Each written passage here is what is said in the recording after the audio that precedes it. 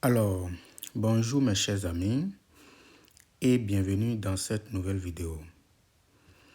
Aujourd'hui, je vous propose la résolution d'un système d'équations diophantiennes. Donc, c'est un problème très intéressant et en même temps, lorsqu'on regarde bien les deux équations, on peut voir géométriquement que la première équation, c'est une équation d'un plan et la deuxième équation, c'est une équation d'une surface. Pour faire court, les surfaces sont en quelque sorte une généralisation des plans. D'accord? Mais à cause de la forme, vous allez voir que pour les surfaces, c'est un peu courbé. Et donc, c'est comme exactement la notion de courbe et de droite. On peut voir que les droites sont des courbes particulières. Donc, exactement ici également, nous avons les plans et les surfaces. Bref, nous voulons ici déterminer les points d'intersection, d'accord, à coordonnées entières, d'accord, du plan et de la surface. Donc, ça va être quelque chose qui va être intéressant, d'accord, si on peut représenter, par exemple, le plan et la surface dans un même repère, par exemple, à partir d'un logiciel. Qu'est-ce que nous allons faire ici? La première équation est beaucoup plus facile parce que là, on a la liberté de récupérer x en fonction de yz ou bien y en fonction de xz. Même chose pour z en fonction de xy. Et donc, quand on écrit par exemple le x en fonction de yz, on peut juste l'injecter dans la deuxième équation. Puis nous aurons une équation diophantienne, d'accord, à deux inconnus. Ça va être beaucoup plus simple. Mais qu'est-ce que je vais faire ici? À cause de ces degrés-là, je vais simplement utiliser z parce que j'aurai beaucoup plus de chance. D'accord? Donc, je vais poser z. Pardon, je vais récupérer z dans la première équation. Donc, ça, c'est l'équation numéro 1. Donc, à partir de l'équation numéro 1, nous avons que z est égal à 1 moins x moins y. Donc, si on les jette dans la deuxième équation, qu'est-ce qu'on obtient?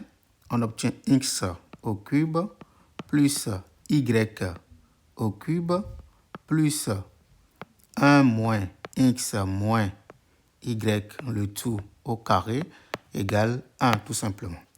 Et donc ici, nous avons x au cube plus y au cube égale 1 moins x moins y, le tout au carré. On peut simplement factoriser, d'accord? Et donc ça, on obtient x au cube plus y au cube. Nous avons ici a carré moins b au carré.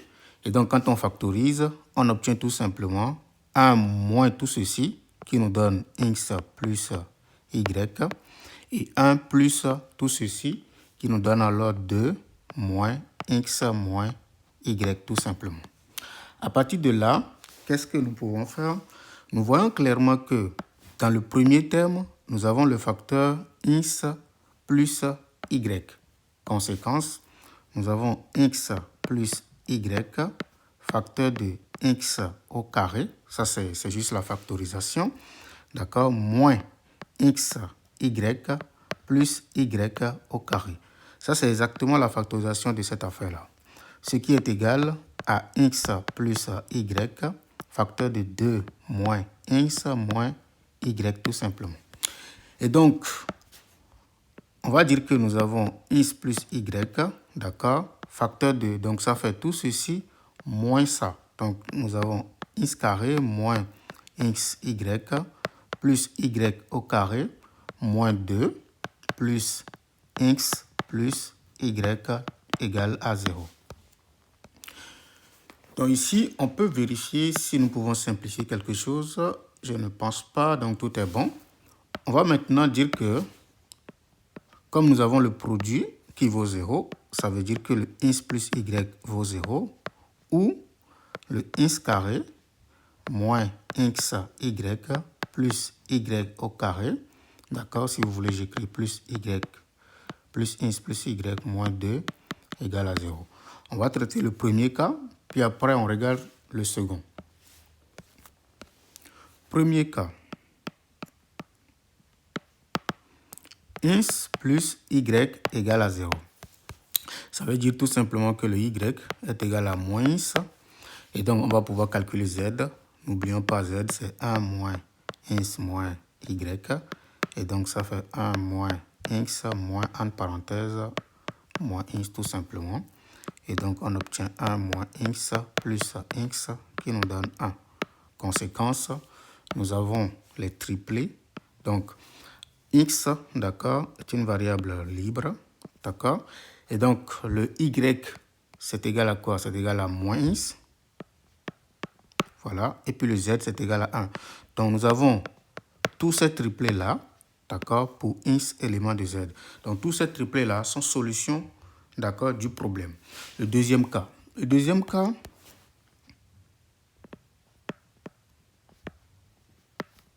nous avons une bonne équation diophantienne. Nous avons ins carré moins x y plus y au carré plus ins plus y moins 2 égale à 0. Je sais que c'est bien ça. Oui, tout est bon. Donc, qu'est-ce que je vais faire? Je vais essayer de regarder tout ceci, d'accord, comme un polynôme du second degré en ins. Qu'est-ce que je veux dire par là? Nous avons ici x au carré, d'accord, plus x facteur 2. Et donc là, nous avons ici moins y. Ici, nous avons plus 1. Puis on copie tout le reste. Donc, plus maintenant y au carré plus y moins 2 égale à 0. Puisqu'on cherche les solutions entières de cette équation, ça veut dire que le discriminant, d'accord, du polynôme associé à l'équation en question doit être un carré parfait. Donc, je vais commencer par calculer le discriminant.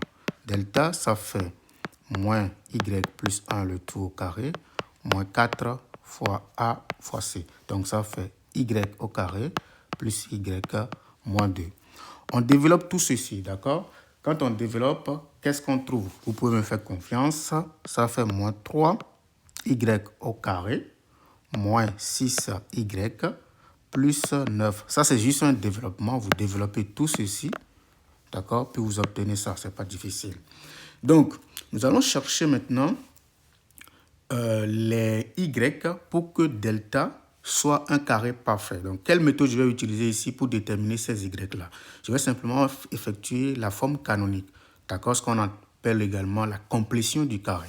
Donc, ici, nous pouvons regarder tout simplement, on prend moins 3 en facteur, ça fait y carré, plus, donc je divise par 3, ça fait plus 2y, plus le 9. Donc, nous avons alors moins 3, d'accord, facteur 2. Donc ici, ça fait y plus 1, le tout au carré moins 1, d'accord, plus 9, tout simplement. Et donc, on obtient moins 3 facteur de y plus 1, le tout au carré, plus 3, plus 9. Ce qui donne alors 12, moins 3, facteur de y plus 1, le tout au carré. Donc, pour que une condition nécessaire, c'est que le delta doit être positif. D'accord? Donc, delta positif signifie quoi? Signifie tout simplement que 12 moins 3 facteurs de y plus 1, le tout au carré, est supérieur ou égal à 0. Et donc, nous avons tout simplement 3 facteurs de y plus 1, le tout au carré, d'accord, qui doit être inférieur ou égal à 12. À partir de là, nous avons y plus 1 qui doit être inférieur ou égal à 12 sur 3 qui donne alors 4. Donc, nous avons ceci qui est positif. Ça veut dire quoi? On va récupérer tous les carrés parfaits qui sont entre 0 et 4. Ça veut dire quoi? Que le y plus 1 au carré appartient à l'ensemble 0, 1 et 4 lui-même. D'accord? Ce sont les carrés parfaits, d'accord, qui sont compris entre 0 et 4. Mais quand nous regardons très bien notre discriminant, on voit clairement que si le y plus 1 au carré donne 0, nous sommes ici, nous voyons que delta donne exactement 12, qui n'est pas un carré parfait. Donc, on peut déjà supprimer le cas 0 là-dedans. Mais quand c'est égal à 1, on obtient 12 moins 1, qui nous donne 9, qui est bien un carré parfait, ça c'est beau. Mais si c'est égal à 4, on obtient 12 moins 12 qui donne 0, qui est également un carré parfait. Donc, tout est magnifique. On va simplement supprimer 0. Donc, je vais tout simplement dire que ceci entraîne que y plus 1, le tout au carré, appartient tout simplement à 1, 4. D'accord? Car dans le cas où c'est égal à 0, nous avons le discriminant qui n'est pas du tout un carré parfait. Mais si nous avons y plus 1, le tout au carré, qui appartient à l'ensemble 1, 4, puisque nous sommes dans Z, ça veut dire tout simplement que le y plus 1 appartient, d'accord, à l'ensemble, si vous voulez, moins 1 d'abord, bon, moins 1, 1, disons ici 2, bon, moins 2 d'abord, et puis 2, d'accord. Et puis ici, on peut récupérer y qui appartient alors à l'ensemble. On va faire moins 1, parce que là, nous avons y plus 1 qui appartient à cet intervalle. Le y appartient, donc on nous soustrait moins 1, d'accord, partout. Donc moins 1, ça nous donne moins 2. Ça nous donne moins 1. 1 moins 1, ça c'est 0. Moins 1, ça fait moins 3. Moins 1, ça fait 1, tout simplement. Donc on va traiter chaque cas et puis le tout est joué. Tout est beau parce que dès que le y est égal à moins 2, nous revenons ici dans notre équation ici. On remplace le y par sa valeur. Là, nous avons une équation de degré 2. Ça devient facile à résoudre. Toutes les équations de degré 2 à une seule variable sont faciles à résoudre. Il suffira de voir si nous avons les entiers ou non. D'accord? Donc, dès que nous prenons la première valeur de y, on vient ici, on remplace le y là-dedans, puis nous avons une équation de degré 2 en x, on cherche le x, puis on remonte pour avoir le z, parce que la valeur de z, on connaît déjà z. Donc, le problème, normalement, est terminé. Donc, je continue en disant que pour y égale à moins 2, d'accord? Si vous voulez, je fais seulement un seul cas parce que tout le reste, c'est la même chose, même méthode, d'accord? Pour y égale à moins 2, d'accord? Qu'est-ce que nous avons? Nous avons x carré. Je reviens ici. Je remplace moins 2 ici. Ça fait alors plus 3, donc ça va faire plus 3x. Mais si je remplace moins 2 ici, d'accord, vous voyez clairement que nous avons ici 4, moins 2 qui donne 0. Donc nous obtenons x carré plus 3x simplement. Donc j'écris x carré plus 3x égale à 0. Donc le x est égal à 0 ou x est égal à moins 3. D'accord? Ainsi, nous allons chercher z ici maintenant. N'oublions pas la valeur de z, c'est 1 moins x moins y. Donc, si nous sommes ici, nous obtenons z égale 1 moins x moins y. Ça fait exactement z égale à 3. Et de ce côté, nous avons z égale à 6 tout simplement. Parce qu'il faut prendre 1 moins 3 qui donne 4. 4 plus 2, ça fait 6. Donc on a les couples. Nous avons x c'est quoi? C'est 0 premièrement.